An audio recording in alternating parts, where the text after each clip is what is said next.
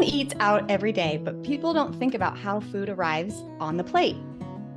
This is Grounded, and I'm Lauren Mitchell. Join me as we delve deep into the challenges, expertise, and experiences of professionals and innovators in the food service industry. Grounded is powered by the Buyer's Edge Produce Division. Our mission is to provide innovative solutions and excellent service to food service operators.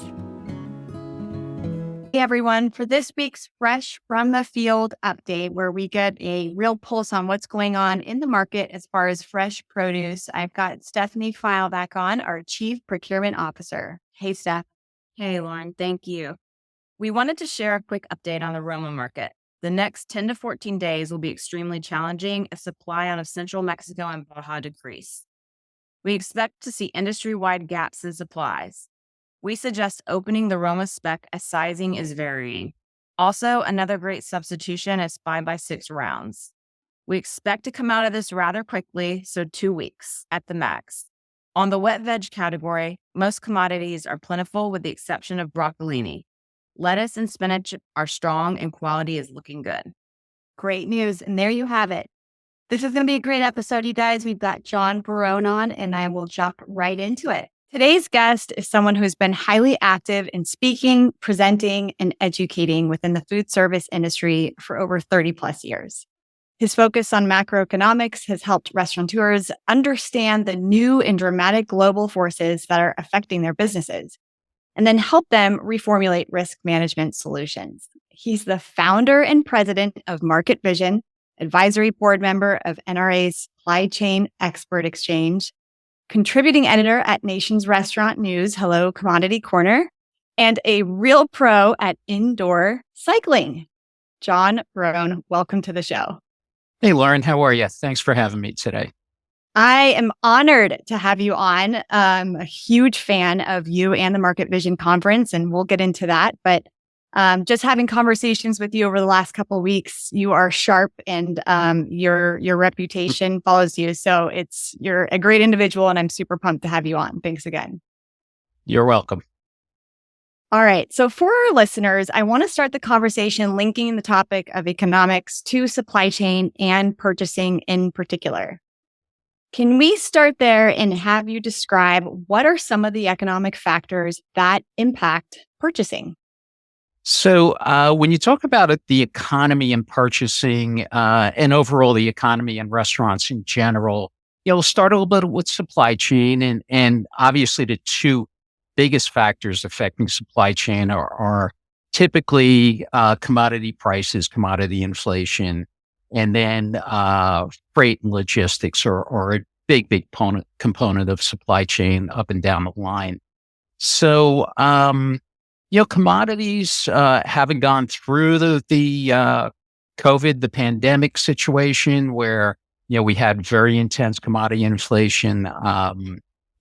That's kind of dissipated for the most part. We're in good shape in a lot of commodity areas. And I just have to say the exception to that would be beef, which is just in really bad shape and likely to stay there for another couple of years. And the issue with beef is, if any of your audience have watched the show Yellowstone, the average age of your cattle rancher is older than Kevin Costner. So, this is a big problem with continuity in the cattle industry going forward. Nobody really wants to be in that business, and very difficult business. And, we're coming off, weather is such a big factor in commodities.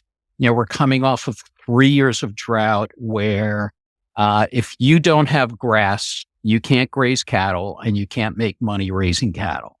So 3 years of drought have caused cattle producers to continually trim back their herds, liquidate, and, we're starting to reach record low numbers for the cattle herd, which hasn't stopped yet. We're going to continue lower through next year. And there's a possibility that we might not see that cattle herd rebound until maybe 2026, 2027. I mean, you can be looking at 2027, 2028 before you see any kind of relief in beef prices. And of course, that's caused a trade down in the industry, put a lot more pressure on ground beef as consumers can't afford those expensive steaks anymore. So going into next year, you'll probably see ground beef prices 10% higher, maybe as much as 15% higher than in 2023. So just a really tough environment for beef. The other proteins are in better shape. And, maybe one of these days it's going to be lab produced beef that gets us out of this mess. Who knows? What you were just describing there is more going to be an impact on the cost and the price of beef and less on supply, correct? Well, you're going to have less supply, and that's what's driving the prices higher. So Okay. as you have fewer cows, you've got less available supply. The only thing that's going to keep prices down is less demand. So as prices get high enough, consumers regulate their purchases, whether it be at the retail level or whether it be, your $70 steak at the Cap Grill.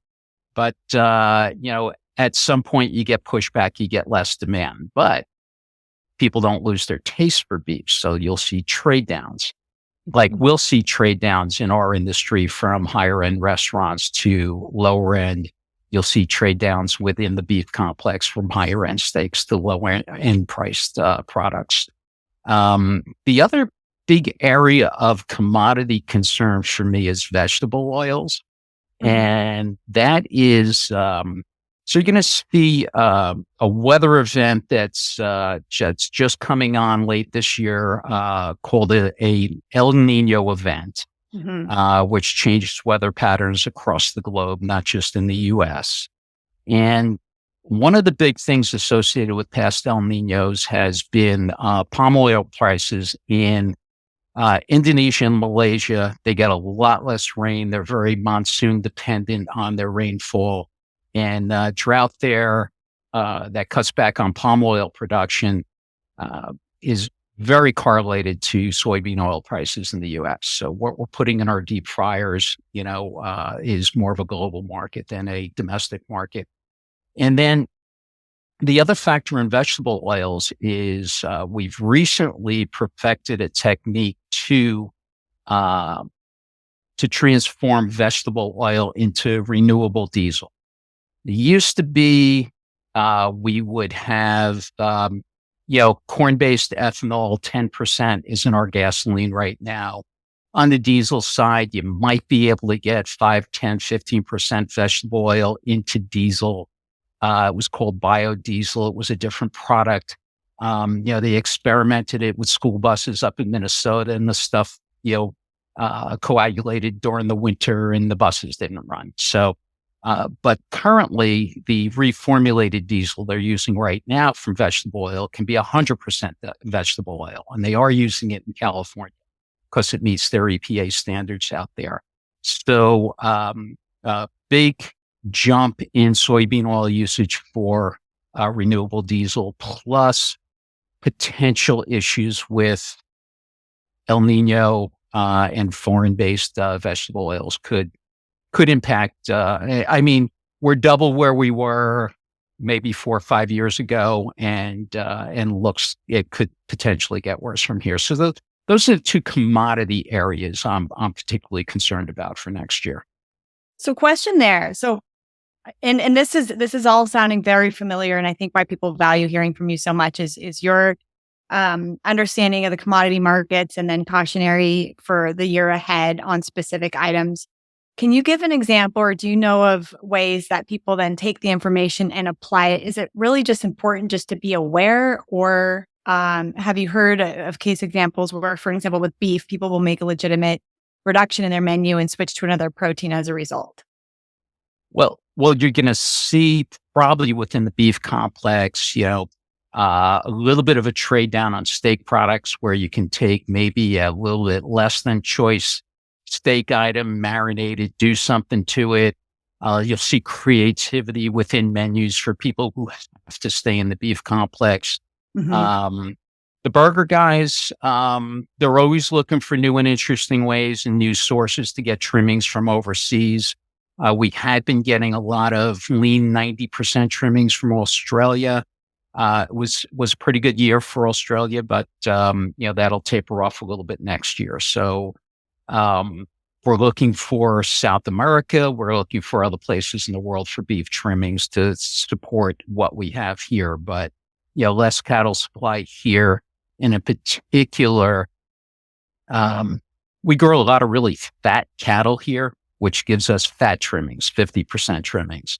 Our lean 90% trimmings, which you need to make ground beef, come predominantly from overseas and from dairy cows that have seen their better days. So, we're limited on supply. We don't grow cows or cattle specifically for lean trimmings, and that will be a problem going forward. So for planning, people who can vary their menus within the protein category, you'll probably see more pork and chicken. I have a feeling the alternate, I get this feeling, I don't have stats, I just see how companies are performing, but I get the feeling that the alternate meat category has kind of plateaued a bit, that you're going to see some of the players that maybe need to work on their ingredient mix a little bit, seem to be having some problems. Some of the smaller ingredient, pure, more real food players may gain some traction in that category, but there's a big shakeout going on. So, you had a big demand up front, and then, consumers seem to have backed off and say it's no big deal and it's expensive. And if I want a burger, I'll eat a burger. We'll see. We'll see where that goes. I've on some of the chicken nugget products, I don't seem to be able to tell the difference, to be honest with you. Some of them are very good. So, we'll see what's going forward with protein. Sure. All right. So historically, year over year, Q4 is a challenging freight market. And a lot of people point to different reasons why. The transfer of goods for the holiday season across the U.S., the up and down of Christmas trees and trucks across the U.S.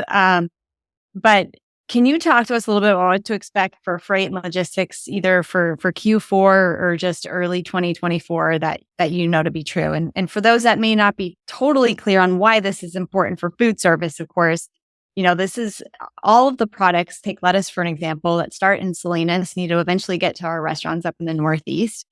Everything is moved across the U.S. by trucks, and it's an important part of distribution and getting things around and through into our restaurants and grocery stores. So this is a big piece to the whole process, and it's always important right next to commodities. We get an update on this as well. Every stage of the supply chain, from producer to processor to distributor to your restaurants, however many pieces there are in between, you're compounding it every time you have to put a product on a truck with freight. And not even to mention driver shortages and that whole issue, which we'll probably talk about at another time. But, I think it's important for people to understand on freight. And let's go back to fuel as driving part of that freight. I mean, actually part of the freight's, labor and capacity and availability also. But you talk about, my expertise area, which would be energy and commodities. We're still, no matter how much oil we produce in the U.S., we're still victims of what, goes on globally and geopolitically. And twice this year, Saudi Arabia and Russia chose to cut back on oil supplies in an attempt to raise world oil prices.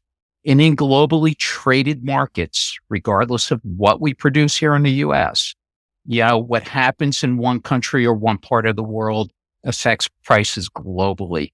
And there's just no way around that. Thank you. So beef, vegetable oil, diesel, which is not equal to gasoline. We're starting to kind of make the big picture real here. And I love that. And this is exactly what I was hoping for this conversation. I mean, it's always mind-blowing to me how you can really connect the dots. Let's fly down into the restaurant space for a moment as we're talking about 2024. what does labor and wages look like for that piece? And is there a single indicator that people can follow over the course of 2024? So rather than just kind of getting an update at the beginning of the year, what is something that they may be able to pay to kind of understand more about the reality of what can be or what is going on? I feel that we got incredibly lucky in 2023. I mean, a lot of, you go back to the beginning of the year, a lot of economic forecasters predicting recession this year, and it didn't happen. Right. It didn't happen because labor markets stayed strong. People did not stop hiring. And you kind of had, it was interesting, the tech industry and finance industry were really hot for a while. And then when they kind of plateaued and started laying people off, it allowed other industries like hospitality to kind of catch up a little bit. We're still not quite there yet. We're still, if you ask particularly, I think corporate level, we've gotten pretty good, but if you talk to small business owners and franchisees, they're still having trouble staffing up, whether they're paying a little bit less or, they're in a little bit different environment in terms of what resources they have. So anyway, very strong labor market this year, and consumer spending was just crazy. I attribute some of this to the Taylor Swift and Barbie summer, and it's funny, but particularly younger adults got into this experience spending thing where they were going to splurge on travel, and they were going to splurge on concerts, and they were going to splurge on maybe a high-end restaurant once in a while. I don't know whether it was just the thing to do. I don't know if it was spend it now while you got it. I'm not quite sure what the mentality behind it was, but it definitely drove the economy through the summer. Really good third quarter, and it's going to carry us for the year. Can it continue? It's going to be really difficult. I mean, if you look at people who are, let's say, 50 and up, and their mortgages are locked in at lower rates, and maybe they're getting done with college, helping out with college tuitions, or maybe they're moving on to a different phase of their life and have had time to build up their stock portfolios. These people have wealth. These people can continue spending money. If you look at the group that's on the outside, that maybe got shut out of the housing market, that maybe had got into a little credit card spending, this is a group that's going to have a lot of difficulty in 2024. Interest rate, the Federal Reserve has raised interest rates 11 times since the beginning of last year with the purpose of trying to control inflation. So that's about 5.25 percentage points that they're up. And that's done things like, for example, average credit card interest in 2015 was 12%. Average credit card interest right now is 24.5%, and that's average. If you do not have a good credit score, you're probably paying 27, 28%. Those are loan sharking numbers in my head. It's hard to believe that's even legal. You get in a hole with your credit cards, you miss a few payments. I mean, and it's the balloon. I mean, I don't know, if you miss the boat that you should be paying these cards off every month, you can get in trouble in a hurry, and it's really hard to get out of it. So, I had some stats here, but most younger Americans are, I think Federal Reserve in New York said 73% of millennials are living paycheck to paycheck, and most of them have some credit card debt. So I think that type of spending is going to be hard to carry forward for that group of people. They've also getting hit with the resumption of college loan payments. There's a lot of people out there in their 50s and 60s that may have young adults living at home with them, right? Yes. Yeah. So,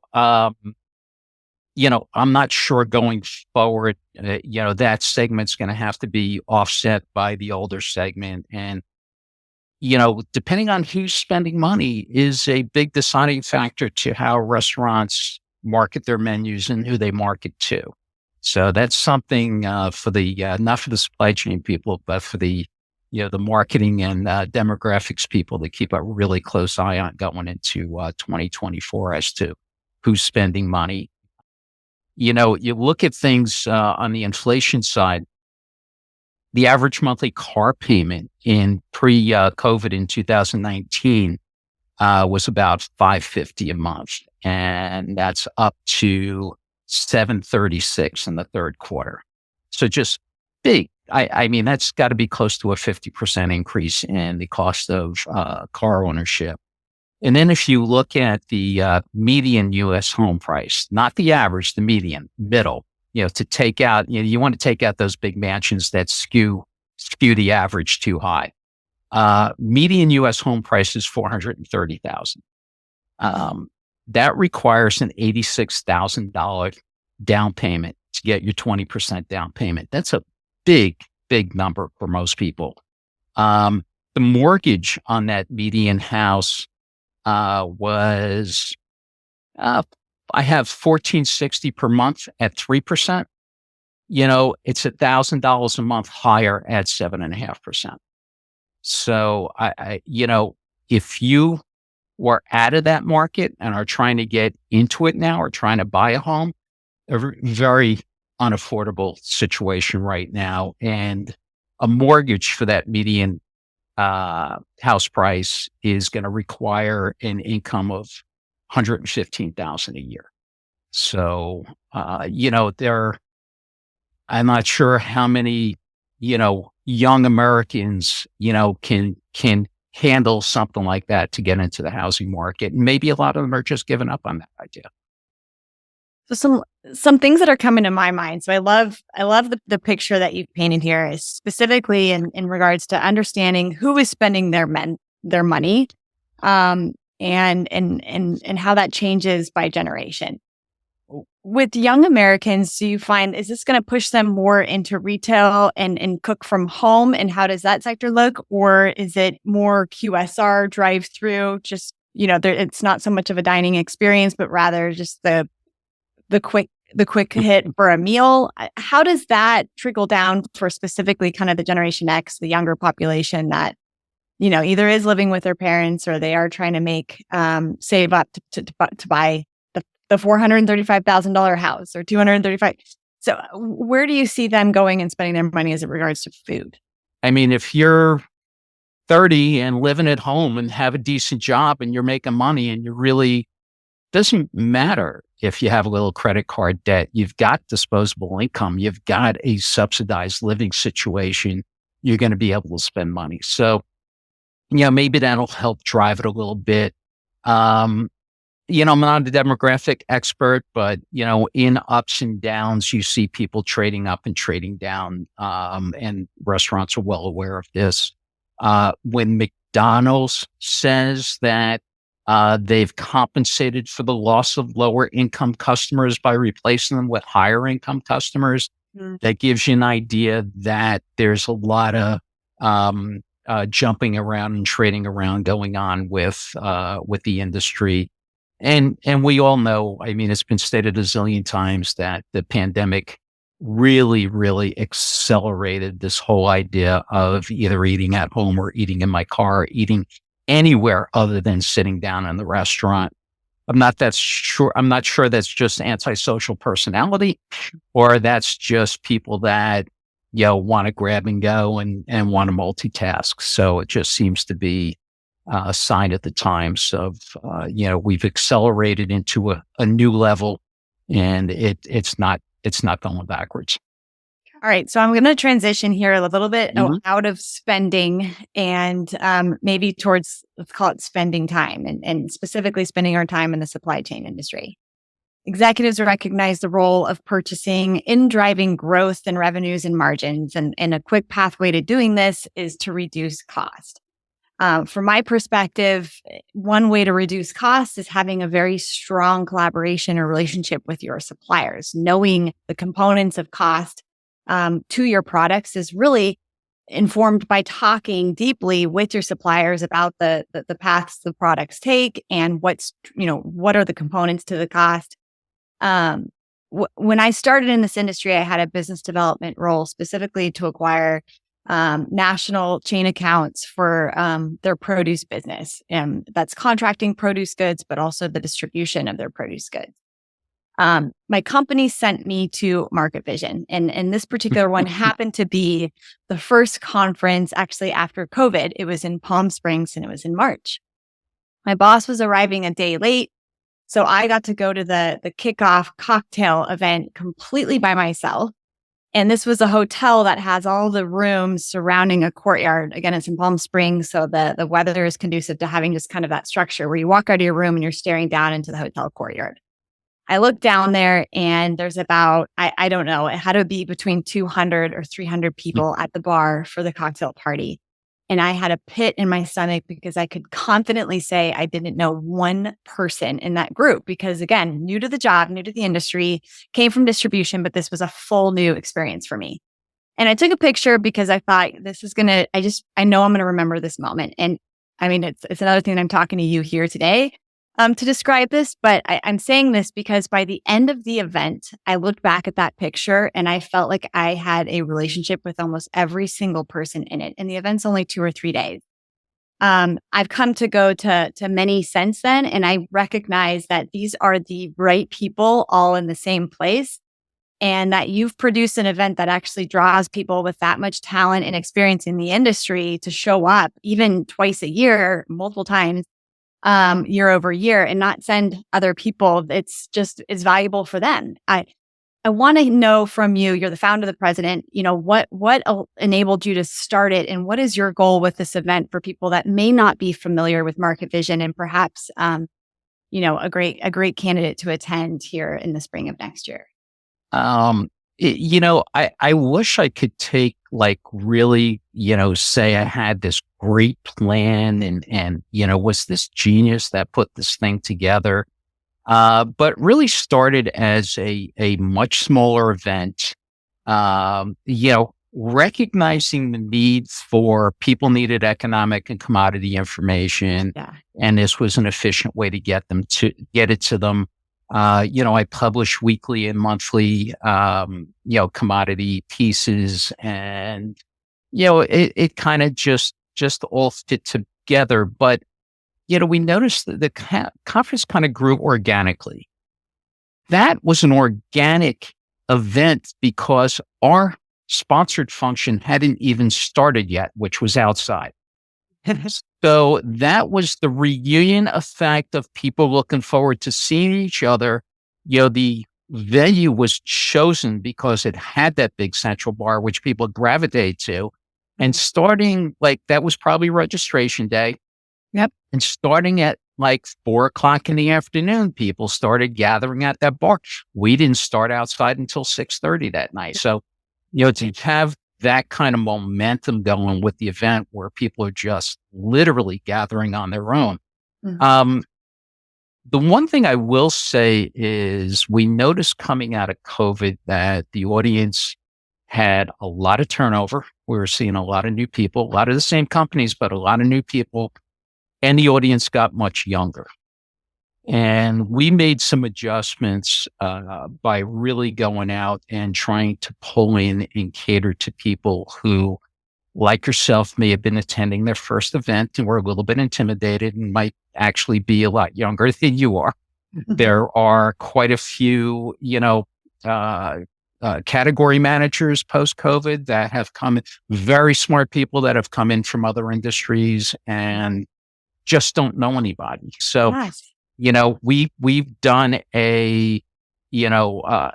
gone out of our way to reach out to new attendees and younger attendees to get them together ahead of time, to get them to meet each other, give them people to hang around with. Because our goal with that conference now, mm-hmm. which has kind of matured or kind of developed over the years is we realized we had something special, and to continue to build and foster that supply chain community. Because the networking, not only with your suppliers, but with your peers, yields a lot of unseen benefits. I mean, supply chain people really do share. A lot of them have similar problems that they're working on. They'll share ideas, they'll share solutions, they'll call each other up. How'd you deal with this? I have this problem. I have that problem. And the sooner you can take advantage of those new relationships or those new friends, you'd be much more efficient at what you're doing. So we're just trying to nurture that, trying to foster that, trying to be as inclusive as possible. So what John's referencing there is he does keep track of a ratio between the suppliers and the operators. And again, that's what keeps it a very intimate, well-balanced event. Again, having to spend the beginning part of my career, at least in the business development side, and trying to get to know these brands and reaching out by email, the whole roof was blown off when I was able to make personal connections with these people who do change and jump from brand to brand. So you build that relationship with them, and then you feel able to just reach out and talk. And, certainly there's challenges in this industry left and right. So being able to problem solve and troubleshoot things together, it's just so valuable. And it all starts, again, with just being in person together, which I don't think that part of the business of meetings is ever going to change. It's the most valuable way to kind of build that base. Yeah. And what I try to preach to, particularly to the emerging brands and to the mid-sized chains, is it's very interesting when somebody comes into the industry on the supply chain side and a million suppliers want to be their best friend. It could be very ego inflating. It could be very overwhelming. But what I try to tell people is you need to get on a supplier's radar screen. Even though they seem to be pursuing you, they need to understand where your business is going, and how valuable of a customer you might potentially be to them, to get I would say, the most attention from them and possibly the best deals. I mean, not everybody's got a best deal to give everyone. They might have 3, 4, 5 favorite customers who are, very important pieces of business to them. And they might not always be the biggest chains. There's always going to be lower margins with the biggest chains. Sometimes the sweet spot's a little bit below that. And the other thing along those lines, what's been going on lately, is not only manufacturers, processors, but particularly distributors are having capacity issues. And, where we used to pick and choose and put out RFPs and kind of control things from a customer. And right now it's more, I've heard the term recently of becoming a customer of choice. And, that means not only having the relationship with your supplier, but going beyond that relationship to making sure that additional people up the chain in your organization have a little bit of relationship with additional people going up the chain on the other side, that you understand each other's numbers a little bit better. Regardless of your relationship, nobody wants your business if they're not making money on it. And that's not just price. That's understanding logistically and in terms of lots of other little things. How can I be the best customer? How's that going to, and will that help me get a better deal? Or will that just help me cement that relationship that I might need down the road somewhere? Like everybody needed when COVID broke loose and there was no capacity, and basically the best customers got supply and a lot of other people didn't. So, the relationships, I think, which are forged at person-to-person meetings and forged with individual meetings, I think go a long way. And then you've got to extend those relationships up and down the line and build relationships between companies, because unfortunately people do turn over quite a bit. So you also sit on the advisory board for the NRA and have been for over a decade. Tell us a little bit about this experience and who they are and how you even got involved with the group to start. So it's a very interesting experience for me. The National Restaurant Association had always had a supply chain managers group. And maybe about 14 years ago, that group kind of fell apart. They pulled away from the Restaurant Association. They tried to affiliate with another organization. They still tried to run meetings, around the time of the National Restaurant Show, and it just kind of fell apart on them.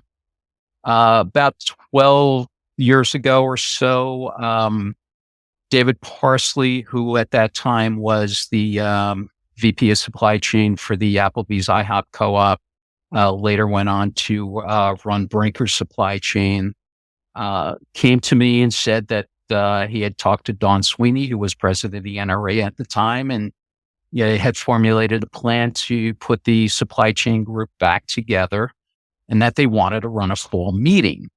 And the problem with them running a fall meeting is I was running a fall meeting that had most of the supply chain attendees that they would like to attend to be at their events. I'll have to say it's been a wonderful experience. They have a board comprised of, I think they have 12 actual board members right now who represent some of the biggest chains in the country. And then they have an advisory council of a couple of consultants like myself and some of their supplier sponsors who contribute things that maybe you don't understand as well if you're just on the supply chain side of the industry. So it's been a good experience for me. They're a really good group. And I have to say that they run an event the day before mine in the fall in Orlando. And they also run an event for 2 days before the NRA show starts in Chicago in May. And for peer-to-peer networking, I find that it's probably one of the best events in the industry. I had the opportunity to attend the Expert Exchange last spring and some of the breakout groups that we did, to your point, where you're working with other operators to problem solve. We talked about topics like sustainability and equity inclusion and how to include and how to just, tweak these. But it was so fun to work with problem solving with folks across brands and companies to do it that are all part of the same industry. I mean, it was the ultimate melting pot for talent and backgrounds, because as you know, to tackle some of those problems, it really helps to have that just breadth and depth of experience and perspective. So yes, love that group.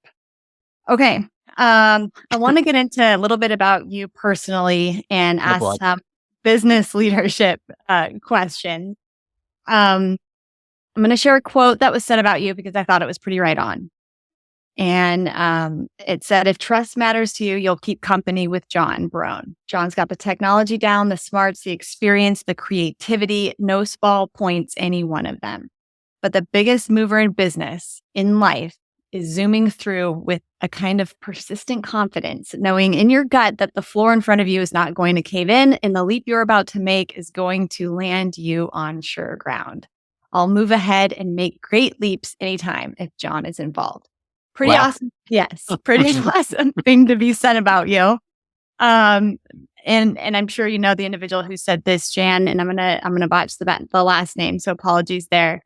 But can I just ask, and for anyone listening that is a leader in their space, what does it take to keep you truly sharp? And if you don't want to answer for yourself, how can you apply the question for someone else who just is specifically in this industry and space? How do you stay sharp? How do you personally attack, day to day with the confidence that you do?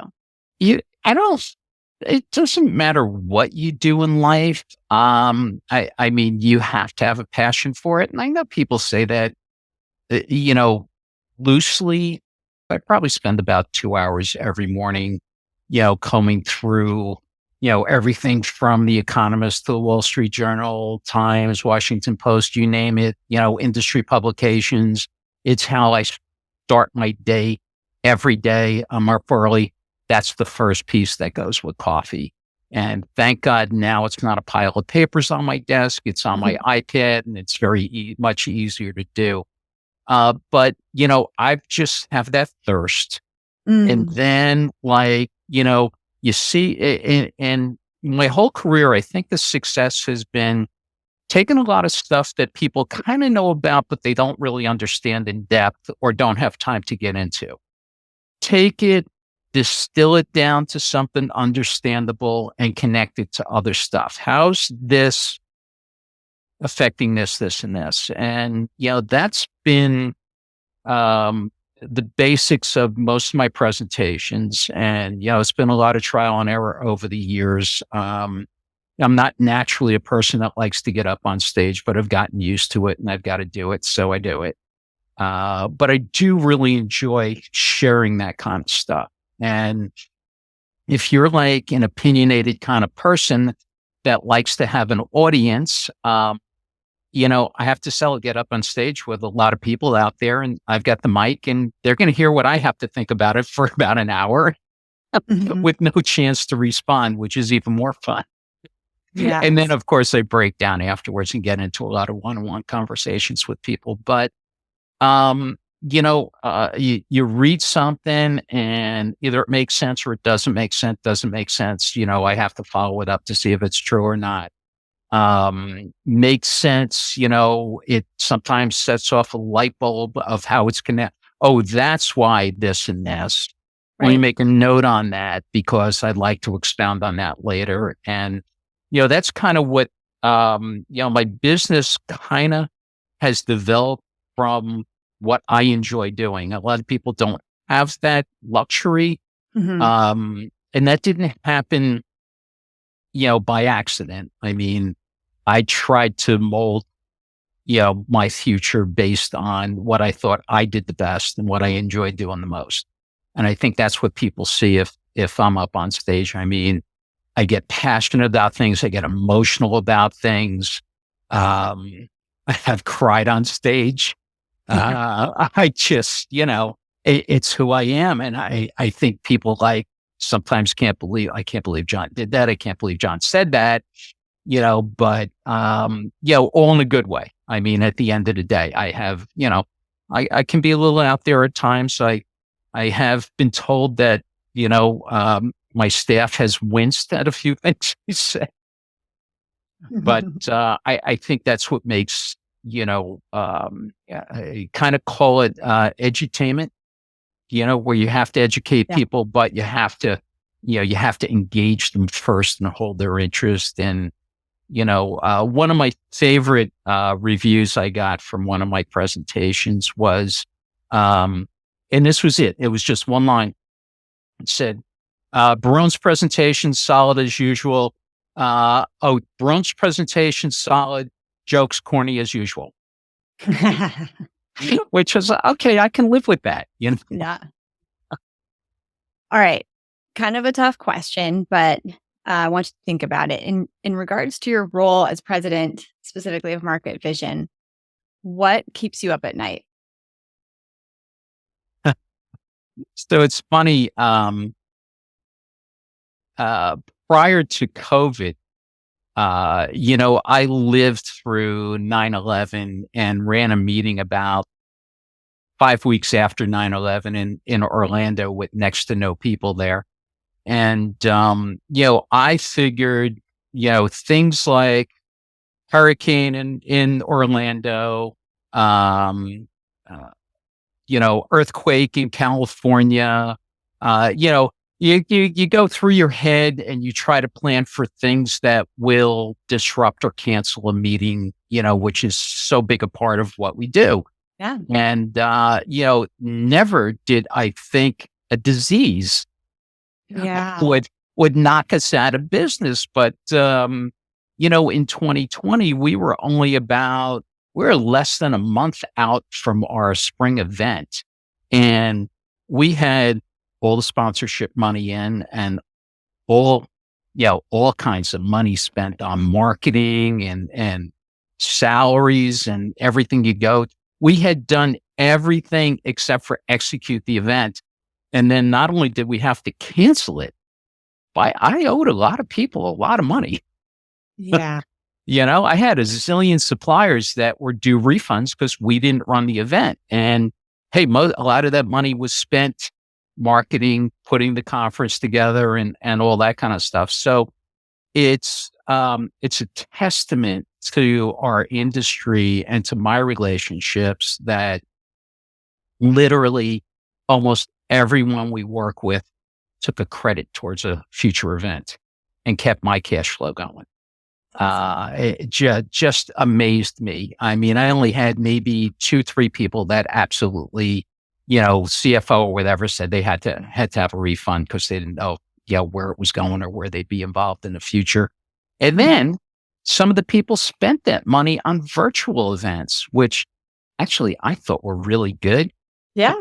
Yeah. I mean, we ran a couple of virtual events that, some of the old school guys that are in my age bracket that like literally can't sell unless they're face to face and put a product in your face, couldn't or wouldn't do it. But a lot of younger people, a lot of marketing people, a lot of people who were in a different mindset were like, oh yeah, well, this looks cool. Let's try this, And then I had to talk with a lot of company presidents and a lot of people of, why I thought it would be successful. And I had to admit to some of them, I had no idea what was going to happen. We're going to give it a shot. And if they wanted their money back afterwards, I'd give it to them.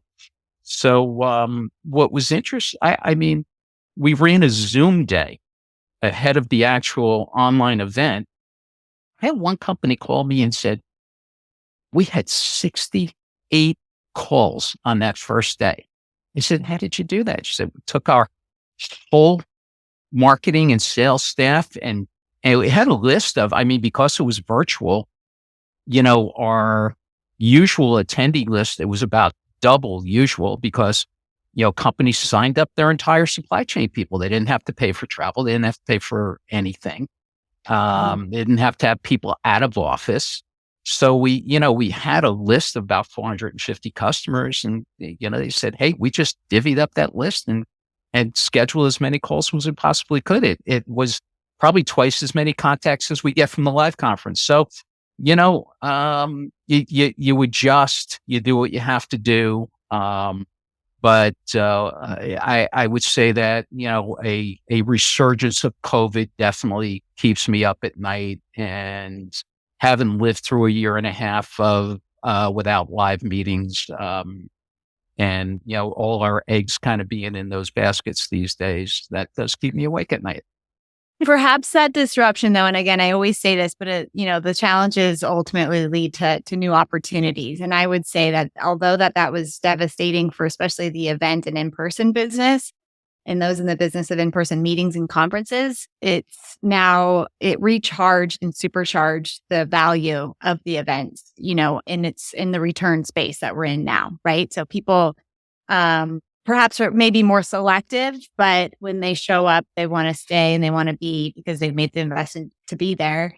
So I would argue that it's tremendously worked for you now following. It was head clearing for a lot of people, who were badgered to go to a zillion different events, right, to sit back and take stock of how they spent their time. And when they did come back, we've been very lucky that we were one of the meetings, I think, that was picked to focus on because we've just last year and this year, our numbers have just been crazy. I mean, I can't even believe where we're at right now. So I don't know why. I'm not arguing. You take the good with the bad. Yeah, we had some bad. Now we've got some good, and it's all good for us right now. So, John, outside of work, yeah, John, outside of work, I saw this number: 18 years of youth soccer and basketball coaching. I'm as a soccer mom right now. My hat goes so far off to coaches in youth sports, and especially those that are working through that and volunteer their time or just are there after work for the kids. That's the moments that make me teary, actually, is watching coaches on one knee down, talking to a child and showing them the game.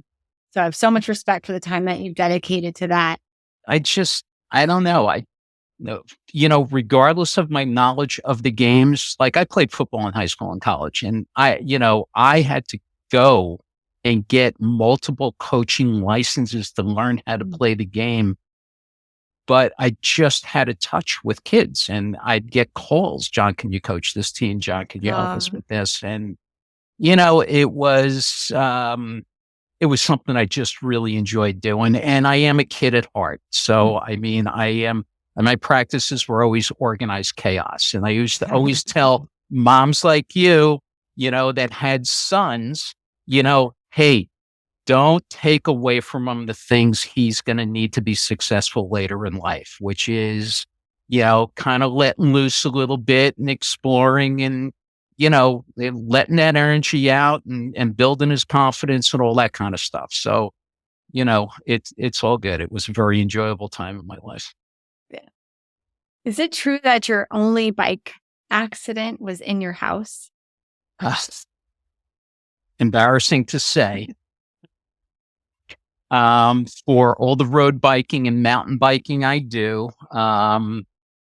ran about 2 years ago, just before New Year's, have an indoor bike setup with bikes connected to a trainer. I use the Zwift app on my iPad. I ride with people from all over the country. And what I didn't realize is outside when I'm clipped in and standing up on the bike, climbing a hill, that I tend to rock the bike back and forth. And I guess I was doing that subconsciously indoors, and the bike came loose and fell over sideways, which 9 times out of 10 would not have been a problem because I would have landed on an exercise mat in our exercise room.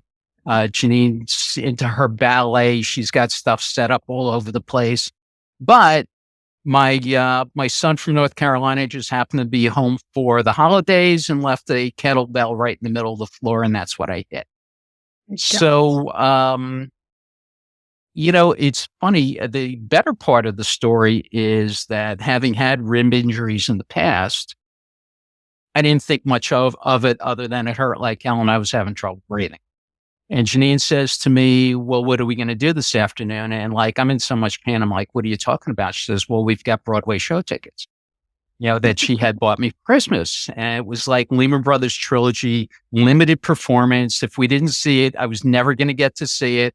So I said to her, well, if I can get in and out of the shower, we'll go. And I got myself in and out of the shower, went through a 3-hour show, got home later that night. I'm like, really, really don't feel well. Something's not right. So, I self-medicate with a bourbon or two and, call the doctor the next morning, next morning is New Year's Eve, and they can't get me in anywhere for an x-ray. So they tell me to go to emergency. And this was like the height of that Omicron COVID thing. So I'm like, I'm going to hospitals. They're like crazy right now with COVID patients. So, I don't go New Year's Eve. I can't get in anywhere New Year's Day. Now it's the day after New Year's. I go in for my chest, for my x-ray, and I've got 2 dislocated ribs and a collapsed lung. Oh my gosh. So, I go straight to the hospital, 4 hours in waiting to get in, and then to keep me overnight. And I did the radiology guy says to me, you're my favorite patient today. And I'm like, and why is that? He says, you're my first non-COVID chest x-ray in 2 weeks. So they sent me home because they needed the bed for other people. But, doctor said to me, he said, we'd be putting a hole in your chest and reinflating your lung. But since it's 4 days later, it's recovered on its own. You're a very lucky man. And I say, this is why women live longer than men. Because regardless of the age, we think we're indestructible.